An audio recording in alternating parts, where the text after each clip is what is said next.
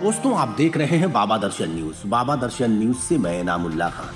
संयुक्त अरब अमीरात और सऊदी अरब समेत तमाम खाड़ी देशों में पाकिस्तानी नागरिकों को लेकर जो खुलासे हुए हैं, उस पर पाक एक्सपर्ट कमर चीमा ने चिंता जताई है। उन्होंने कहा है कि इन देशों में बहुत बड़ी संख्या में पाकिस्तानी बसे हैं, जो हर साल 12 अरब डॉलर से ज्यादा पैसा हर साल अपने परिवारों को पाकिस्तान भेजते हैं। उन्होंने कहा कि यूएई और सऊदी में पाकिस्तानी जिन गतिविधियों में शामिल है, उसकी वजह से इन देशों ने अब नेपाल, बांग्लादेश और भारत की लेबर पर ज्यादा ध्यान देना शुरू कर दिया है। उन्होंने कहा कि खाड़ी देशों की ओर से पाकिस्तानियों के लिए वीजा में कमी आई है। फिर जब हमारे मुल्क के लोगों को वीजा नहीं मिलता है तो पाकिस्तानी चीखते हैं कि भारतीयों, बांग्लादेशियों और नेपालियों को क्यों सपोर्ट किया जा रहा है।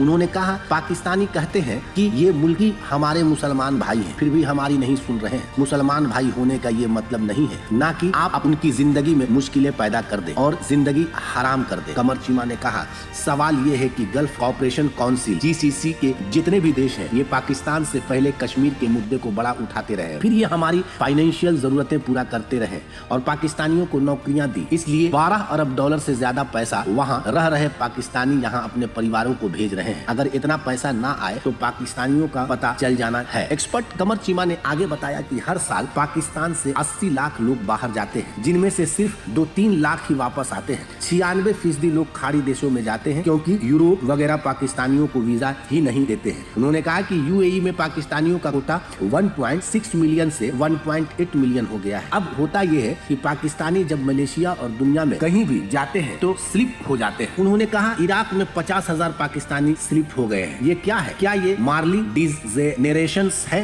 सोसाइटी बैंकक्रप्ट हो गई है या इकोनॉमिकली हालात इतने ज्यादा खराब हो गए हैं कि लोग भागने को तैयार हैं। भारत के पासपोर्ट पर भारतीय 65 या 85 मुल्कों में वो वीजा ऑन अराइवल है। पाकिस्तानी शायद 32 मुल्कों में वीजा ऑन अराइवल है। हमारे मुल्क की जो वर्क फोर्स है, उस पर लोग भरोसा नहीं कर रहे हैं। आप इंडियंस को देखें, वो पढ़े लिखे भी हैं, वो किसी क्राइम में भी शामिल नहीं है। मुझे किसी ने फ्रांस में बताया कि सबसे अच्छी लेबर नेपाली है। उन्हें जो काम कह दो वो चुपचाप से लगे रहते हैं। उसमें जीशान खानजादा की अध्यक्षता में सीनेट स्टैंडिंग कमेटी की बैठक हुई, जिसमें कहा गया कि खाड़ी मुल्क लेबर के लिए बांग्लादेश जैसे देशों की तरफ ध्यान दे रही है। कमेटी ने जोर देकर कहा कि सरकार इसे नजरअंदाज कर रही है, जबकि इस क्षेत्र में ज्यादा संभावना है।